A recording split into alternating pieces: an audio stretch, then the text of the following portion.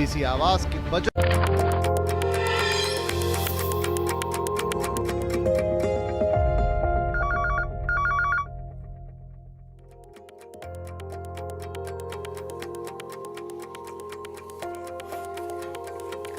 नमस्कार, स्वागत है आप सभी का CNBC आवाज पर। आप देख रहे हैं मॉर्निंग कॉल। मैं हूं हर्षिता सावंत। शुरुआत आज सुबह की सुर्खियों के साथ।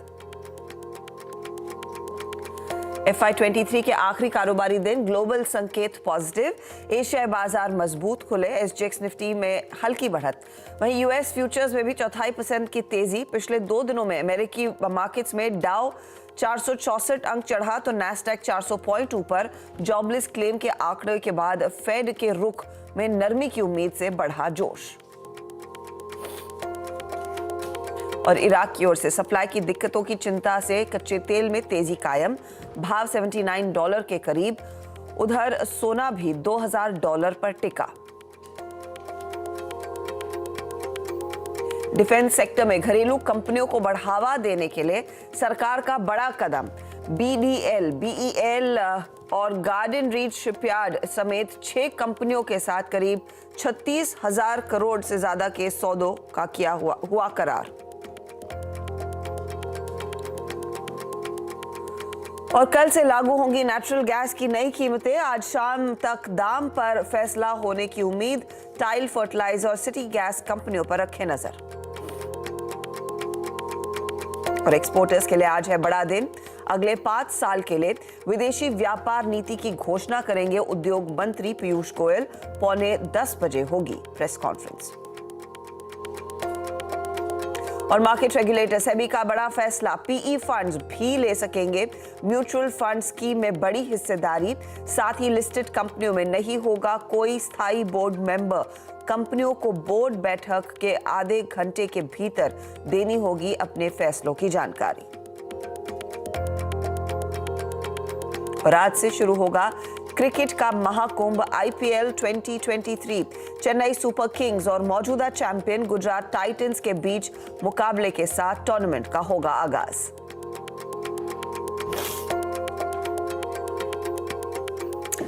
गुड मॉर्निंग, स्वागत है आप सभी का। एक दिन की छुट्टी के बाद आई एम श्योर आप सब लोग रिफ्रेश्ड आए हैं एक और शानदार सत्र के लिए, जहां पर विदेशी संकेत बेहद मजबूत। याद रखिएगा, आज अप्रैल सीरीज का पहला सत्र होगा और इसी के साथ हम वित्त वर्ष 2023 को अलविदा कह रहे होंगे।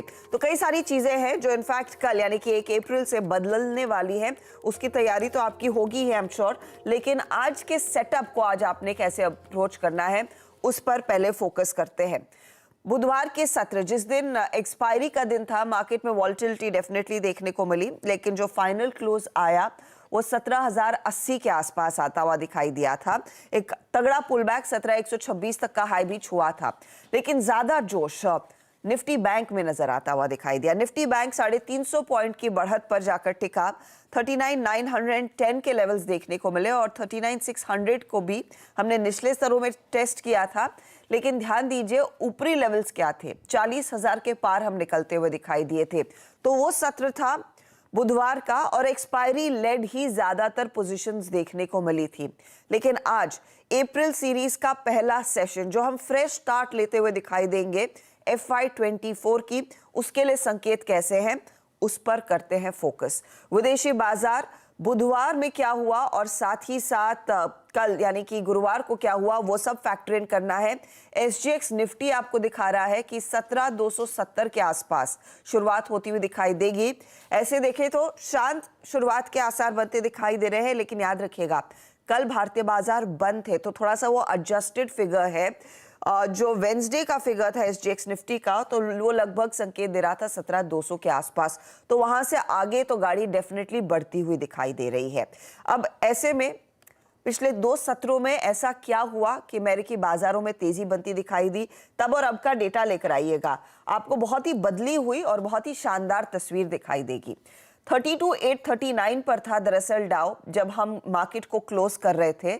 इस समय आप देखिएगा 3316 के लेवल्स आते हुए दिखाई दे रहे हैं, यानी कि अच्छी खासी तेजी देखने को मिली।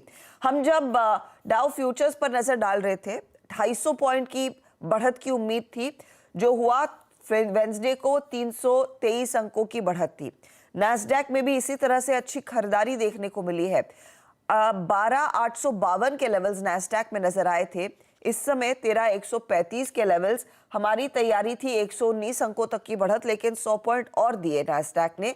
210 अंकों की बढ़त बुधवार के सत्र में देखने को मिली, जो थर्सडे में दरअसल और एक्सटेंड होती हुई रैली दिखाई दी।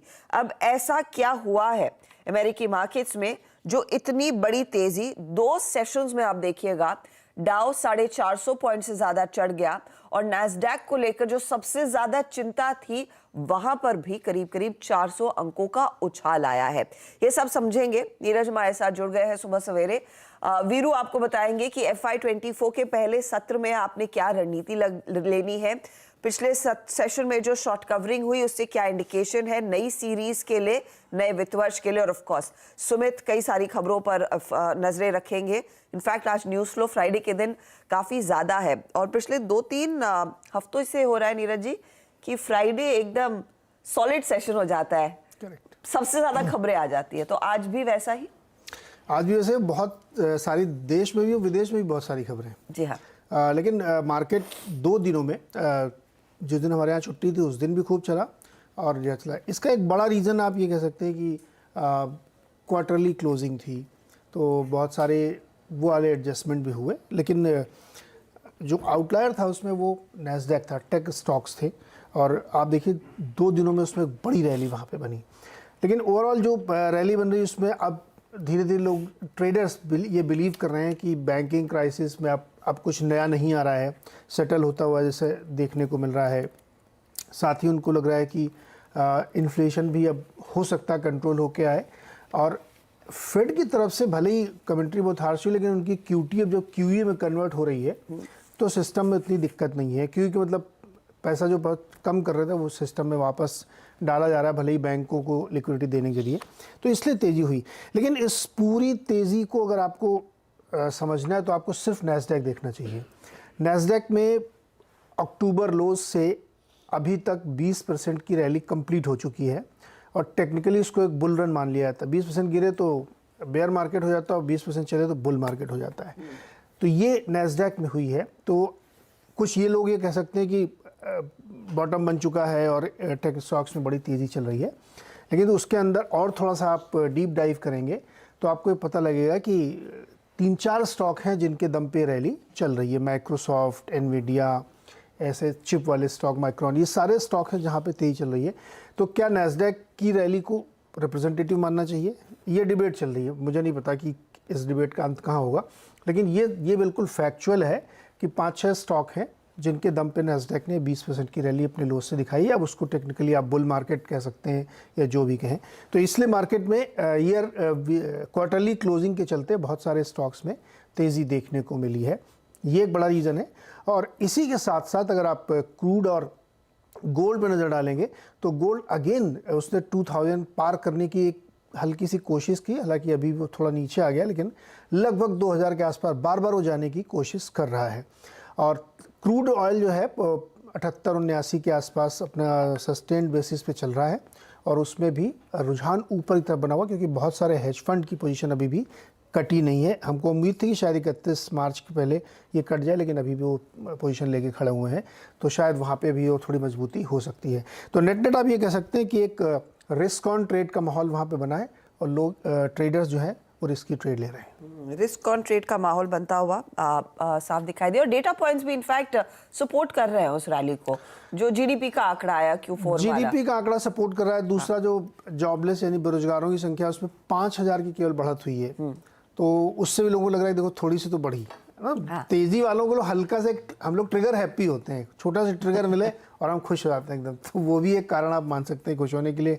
और यूरोप में कई देशों में महंगाई नीचे आई है, तो वो इनफैक्ट डेटा पॉइंट्स। अच्छा, महंगाई की बात की तो यूएस इन्फ्लेशन का डेटा आज शाम को आएगा, तो वहां से क्लियर कट और भी पिक्चर तस्वीर होती हुई दिखाई। पीसीई जो लार्जली जो फेडरल रिजर्व कहता है कि ज्यादा सबसे ज्यादा क्लियर है कि एक्चुअल सिचुएशन क्या है।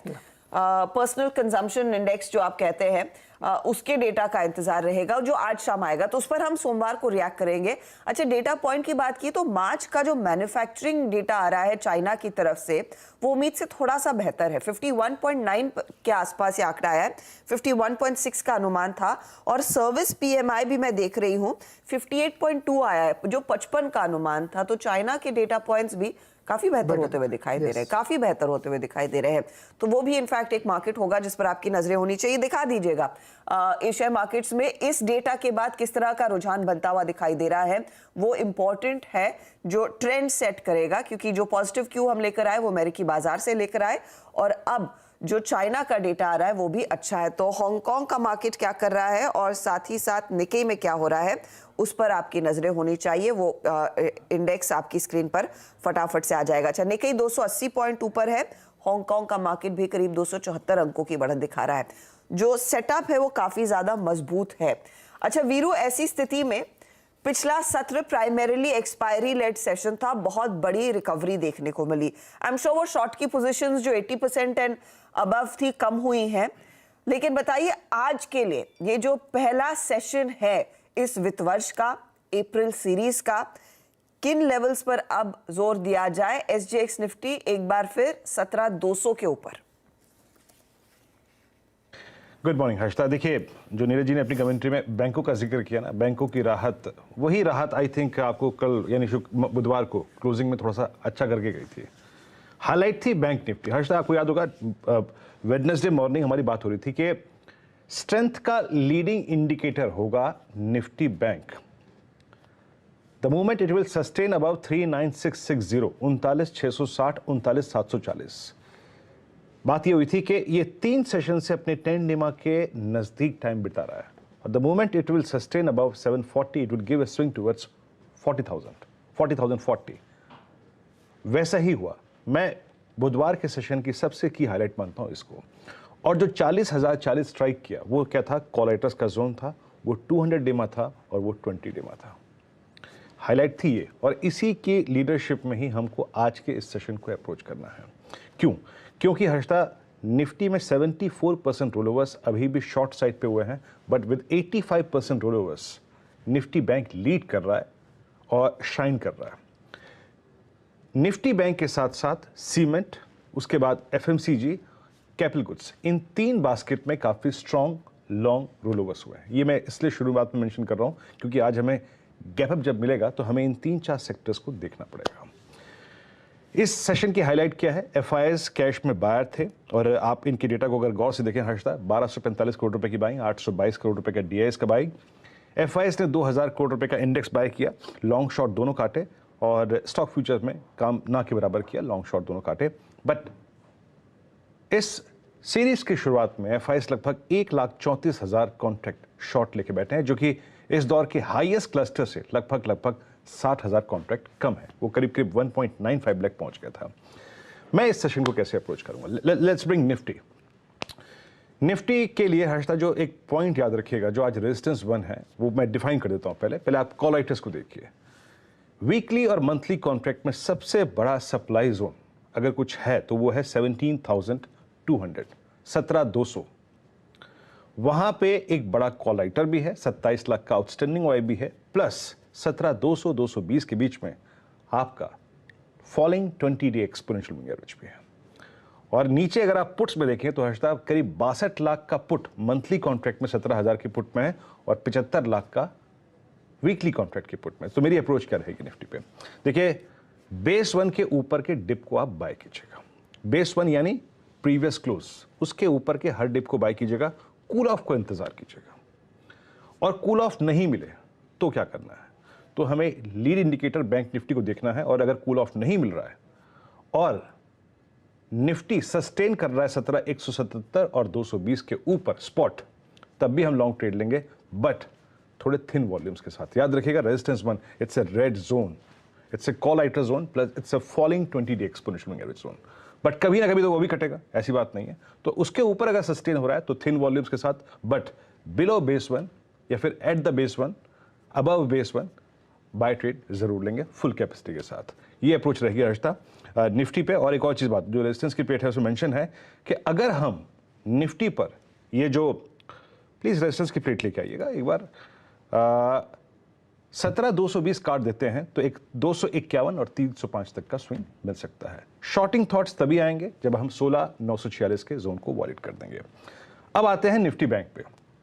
लीड इंडिकेटर विद 85% रोलोवर्स, बहुत स्ट्रॉन्ग रोलोवर्स हुए हैं और लीड ली है यहां पर HDFC बैंक ने with strong states, with strong rollovers. Harshada, मेरी अप्रोच क्या रहेगी? प्रीवियस लॉन्ग भी मैंने कहा था कल कैरी करिएगा क्योंकि इट्स अ गुड क्लोज, ये अच्छा क्लोज है और आप स्ट्राइक कर रहे हैं 20 डे और 200 डे एक्सपोनेंशियल मूविंग एवरेज को टुगेदर एक साथ।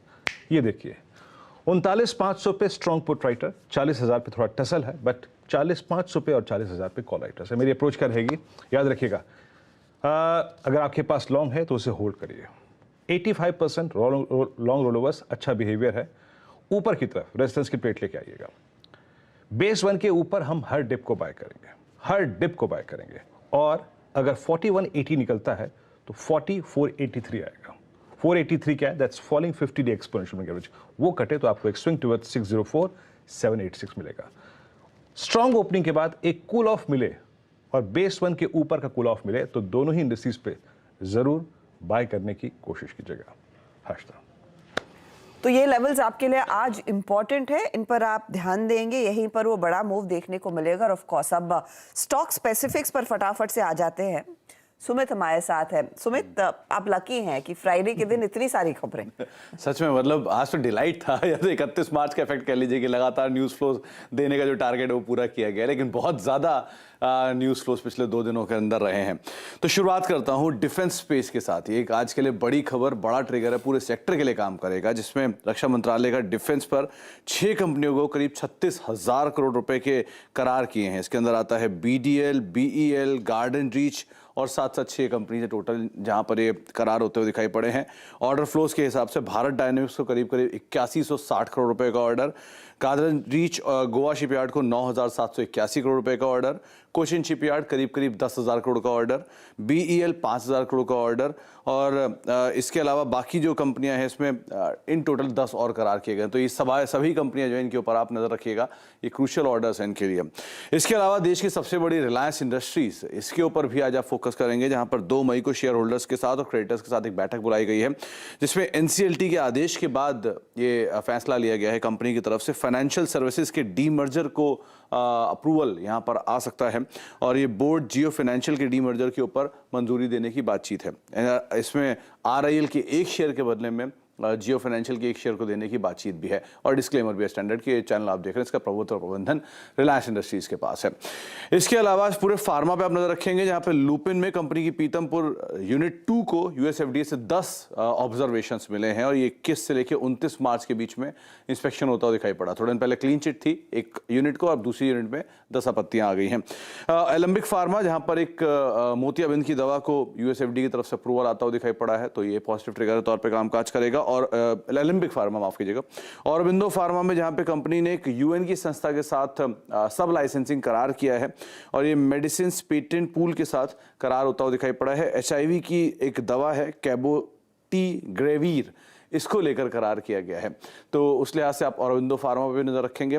और लास्टली आज आप नेस्ले के ऊपर ध्यान दीजिएगा, जहां पे बज है या फिर न्यूज़ फ्लोज हैं कि कैपिटल फूड्स को खरीदने के लिए कंपनी की आखिरी बातचीत जारी है। कैपिटल फूड्स, जिसका जो इसमें आप स्मिथ एंड जोन्स या चाइनीज सीक्रेट इस तरह के जो प्रोडक्ट कंपनी के आते हैं उसको खरीदने की बातचीत है। $100 करोड़ में सौदा होने की बातचीत है और ये जो नेस्ले है इनकी तरफ से इस स्पेस को लेकर रुचि आती हुई दिखाई पड़ी है, तो ये एक एक्विजिशन नेस्ले कर सकता है, इस लिहाज से भी आप इसके ऊपर नजर रखेंगे। और बोर्ड बैठक भी जल्दी है 12 तारीख को डिविडेंड को लेकर। तो कई सारी खबरें जिस पर आपने फोकस करना है, लेकिन मोस्ट इंपॉर्टेंट रहेगा डिफेंस स्टॉक्स, जहां पर कई सारे ऑर्डर की डिटेल निकल कर आई है। आगे ऑफ कोर्स 8 बजे इस पर डिटेल में लक्ष्मण रॉय को जोड़ेंगे। अच्छा, एक बड़ी डेवलपमेंट हो रही है कि जो अमेरिका से आ रही है, नीरज जी और आशीष के फेवरेट डोनाल्ड ट्रंप जा सकते हैं जेल। जेल जाएंगे कि अपील करेंगे? जेल जाना थोड़ा मुश्किल है उनका। मुश्किल है मतलब कि शायद गवर्नमेंट नहीं करेगी। दरअसल उनके ऊपर एक केस लगा है, 2016 का था, जब वो इलेक्शन लड़ने वाले थे, तो उनके ऊपर एक पॉर्न स्टार को $1,30,000 पेमेंट कराने का, कि अपना हश मुंह हश मनी थी, मुंह बंद रखने का, मतलब साइलेंस होने का पैसा दिया गया था। वो केस लेकिन खुल गया है। तो उनको इंडिक्ट किया गया। इंडिक्ट को अगर इंडियन लीगल लैंग्वेज में कहें तो चार्जशीट फाइल की गई है, और वो अटॉर्नी होते हैं उस डिस्ट्रिक्ट के 23 लोग जो मिलके चार्जशीट फाइल करते हैं। इसके बाद अब कोर्ट में चलेगा। तो अगर कोई बहुत क्रिमिनल, हालांकि क्रिमिनल चार्ज ये भी है, लेकिन अगर कोई मर्डर का केस है, कोई राइटिंग का केस है, तो उसको हैंडकफ लगा के परेड करके, जैसे कैदी नंबर 302 ये सब होता है, और उसको जेल में भी डाल सकते हैं। लेकिन चूंकि इनका केस नेचर इन क्रिमिनल है, बट उतना गंभीर नहीं है कि देश छोड़ के भाग जाएंगे, कुछ ऐसा होगा, तो शायद इनको जेल में न डाल। लास्ट वीक खबर छपी थी कि जेल में डाल देंगे, तो बहुत पुलिस की व्यवस्था ये सब की गई थी। लेकिन ये केस इनके लिए सीरियस होता हुआ जा रहा है, और ये इनको मतलब काफ़ी डिटेलिंग रिपोर्ट है इसमें, तो जिससे लगता है कि ये इसमें फंस सकते हैं। ये क्या पहले प्रेसिडेंट होंगे जिन पर इस तरह के क्रिमिनल चार्ज लगा रहे हैं? पहले, हाँ, पहले राष्ट्रपति होंगे जिनके ऊपर ये चार्ज लगा है, इंडिक्ट किए गए हैं, और हो सकता है कि ये इसमें फंस जाएं। लेकिन इसमें एक कैच है, ध्यान रखिएगा कि इस केस के बावजूद इनको चुनाव लड़ने से रोका नहीं जा सकता। और ये तैयारी में लगे हुए हैं ये अपने फिर से चुनाव की पूरी तैयारी में लग गए हैं। तो देखते हैं क्या होता है। लेकिन बहुत दिलचस्प है, आज अगर आप देखेंगे तो सारा यूएस मीडिया सिर्फ इसी खबर पे लगा हुआ है, क्योंकि एक्चुअली बहुत बड़ी खबर है ये। इनफैक्ट देखना चाहिए इन्होंने कुछ ट्वीट किया है कि नहीं, मैंने तो अभी तक नहीं। उन्होंने अपने पूरा लंबा क्लैरिफिकेशन दिया, उसके बाद कुछ ऐसे वन लाइनर जो चीकी ट्वीट आता वो नहीं आया। हाँ, इसमें एक चीज़ होती जो इनके शायद फेवर में जाएगी, जैसे वो जो 23 लोग मिलके इंडिक्ट करते हैं, अब चार्जशीट फाइल करते हैं, उसमें इनका व्यू नहीं लिया गया है। जिस पर्सन के थ्रू इन्होंने पेमेंट कराया था उसका व्यू लिया गया है। और चार्ज ये है कि मेरी पर्सनल मनी, यूएस के समाज तो ऐसे हैं कि वहाँ पे अपनी पर्सनल मनी से आप किसी को पे कर सकते हैं। इन्होंने आरोप है कि पार्टी फंड जो रेज किया गया था चुनाव के लिए, उसमें से एक 30 दे दिया है। तो चार्ज असली ये है। अब देखते हैं कैसे निपटते हैं इससे ये। चलिए, इंटरेस्टिंग डेवलपमेंट होगी जिस पर नजरें रहेंगी, और मेरे ख्याल में इनकी पेशी शायद ट्यूसडे को होती हुई दिखाई देगी। अच्छा, अब वक्त वैसे हो रहा है ब्रेक का, लेकिन एक आपके लिए तस्वीर लेकर आते हैं गर्मा गर्म ब्रेकफास्ट की, जो सबसे ज्यादा भारत में लोग खाते हैं। कोई गैस? जलेबी, समोसे, सुमित? इडली। कल एक्चुअली था वर्ल्ड इडली डे, और मैं एक रिपोर्ट पढ़ रही थी कि स्विगी ने ये डेटा निकाला कि पिछले 12 महीनों में इन्होंने मार्च 30 से मार्च 25 22 से 23 का डेटा गिना है कि स्विगी ने अकेले 3.3 crore plates of idli deliver की है। ठीक है, जिसमें से एक पर्टिकुलर शख्स हैं हैदराबाद वाले, जिन्होंने पिछले 12 महीनों में 6 लाख रुपए की इडली खाई। 6 लाख रुपए की इडली खाई। हाँ? एक प्लेट में 2 तो होंगी। तो तीनों टाइम इडली खाते थे वो। और इसके अंदर वही देख रहे, तो ज्यादातर लोग ब्रेकफास्ट के लिए इडली खाते हैं, लेकिन कुछ लोग हैं जो डिनर के लिए भी इडली खा लेते हैं। ये बात है। बोल रहे साउथ इंडियन है वो? साउथ इंडियन, हैदराबाद में, वो तो घर में भी बन सकती है। जैसे साउथ में आप जाइए तो आपको ब्रेकफास्ट में ये सब चीज़ें मिलेंगी। हाँ। लेकिन आप लंच टाइम में, उसको हम मील बोलते हैं। हाँ। तो मील टाइम में आपको फिर ये सब चीज़ें थोड़ा मिलना मुश्किल होती है, लेकिन फिर भी उन्होंने 3 बार खाई इडली। हाँ। तो इंटरेस्टिंग है ये। 6 लाख इडलियाँ ये खा चुके हैं। 6 लाख प्लेट, हाँ 6 लाख इडली, 6 लाख रुपए खर्च किए इडली खाने में। अब कितनी इडली खाई क्या पता। और उसमें अलग अलग वैरायटी की इडलीज है, रवा इडली है। तो आज के ब्रेकफास्ट का प्लान वीरू आप बना लो, स्विगी या जोमेटो, उनको ऑर्डर दे दो। सबसे ज्यादा ऑफ कोर्स हैदराबाद, फिर मुंबई, कोयम्बतूर, पुणे, वाइजैक, दिल्ली, कोलकाता, कोची। तो ऐसा नहीं है कि सिर्फ साउथ इंडिया में, सब जगह हम लोग लगभग रोज ही खाते हैं। कोची दिल्ली के बाद आ रहा है, तो इसको सुन के आ रहा है। बोलिए। मेरे यहाँ भी हर्षदा जितना भी खाना आता है ना, उसमें से लगभग 80% इडली होती है, रात को या दोपहर में इडली। तो वीरू उस कैटेगरी में अच्छा होता है। वीरू, आपका फिर डेटा स्विगी ने शेयर किया है कि रात में आप इडली खा रहे हैं। चलिए, तो ये इंटरेस्टिंग डेवलपमेंट। तो आप लोग अपने ब्रेकफास्ट की तैयारी कर लीजिए, हम भी देखते हैं क्या किस प्रकार की इडली आज खाई जा सकती है। लेंगे एक ब्रेक के बाद ऑफ कोर्स कमोडिटी मार्केट का भी एक्शन।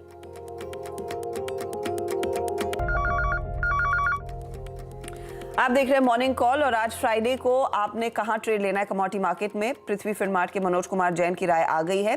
इनका मानना है सोने में चमक बरकरार रहेगी। 60,000 का टारगेट आज के लिए ये दे रहे हैं। एमसीएक्स में ट्रेड लेंगे, ये जून सीरीज के लिए याद रखिएगा ट्रेड है। वहीं कच्चे तेल में भी तेजी करने की सलाह, 6,160 के टारगेट के लिए अप्रैल सीरीज में वो ट्रेड इनिशिएट करे, 6,020 के आसपास आपको मिलेगा। अच्छा, इवेंट्स जिस पर आपकी नजरें होनी चाहिए, एक तो ऑफकोर्स FY23 का आखिरी दिन, तो जो भी आपको फाइनेंशियल डिसीजन लेना था आज के आज लेना है, कल से टैक्स लगेगा। दूसरा, फॉरेन ट्रेड पॉलिसी आज अनाउंस होगी, उस पर नजरें रहेंगी। साथ ही साथ आज भोपाल में आर्मी कमांडर्स मीटिंग है, जिसमें डिफेंस मिनिस्टर राजनाथ सिंह मौजूद होंगे। जो करंट चैलेंजेस है, कितनी तैयारी है भारतीय सेना की, और साथ ही साथ जो मॉडर्नाइजेशन की बात हो रही है, उन तमाम मुद्दों पर चर्चा होगी। कल प्रधानमंत्री नरेंद्र मोदी भी इसमें हिस्सा लेते हुए दिखाई देंगे। और क्रिकेट के दीवानों के लिए, पहले आपने विमेन्स प्रीमियर लीग देखा, आज से आईपीएल 2023 का आगाज हो रहा है। जो पिछले साल के चैंपियन है गुजरात टाइटंस, उनका मुकाबला of course Chennai super Kings से होगा, तो वो भी आज से इवेंट किक ऑफ होते हुए दिखाई देंगे। ये फिलहाल आपके लिए अपडेट्स आज के इवेंट्स के लिए। और हाँ, आपके लिए जाते जाते एक तस्वीर छोड़ जाते हैं, जो नए संसद को बनाया जा रहा है, उस पर कल एक स्पेशल मेहमान प्रधानमंत्री नरेंद्र मोदी देखने आए कि एग्जैक्टली क्या चल रहा है वहां पर। वो तस्वीरें आपके सामने, इनफैक्ट कई सारे वहां पर जो लोग काम कर रहे हैं उनसे भी मुलाकात हुई, तो अच्छी लग रही है वैसे नया संसद, ब्यूटीफुल है ना, अच्छा लग रहा है एक्चुअली। इसका टूर करने को मिलेगा हमें? मिलेगा, बिल्कुल मिलेगा। ऑफिशियली ओपन होगा तो मिलेगा। ऑफिशियली ओपन होगा तो जा सकते हैं ना, है ना, पक्का। और इससे खास बात है कि इसमें नंबर ऑफ सीट्स बढ़ाई गई हैं। हाँ। क्योंकि डीमार्केशन जब होगा तो बहुत सारे नए सांसद आएंगे, तो उनके लिए पिछली वाले में नहीं था ऐसा, तो इस बार ज़्यादा भी किया गया है। चलिए, तो वो संसद का फर्स्ट लुक आपकी स्क्रीन पर आता हुआ, नए संसद का फर्स्ट लुक। चलिए, इसी के साथ लेंगे एक ब्रेक के बाद पूरा फोकस आज के ट्रेड पर, सीधा सौदा करेंगे हाजिर। बने रहिए आप CNBC आवाज के साथ।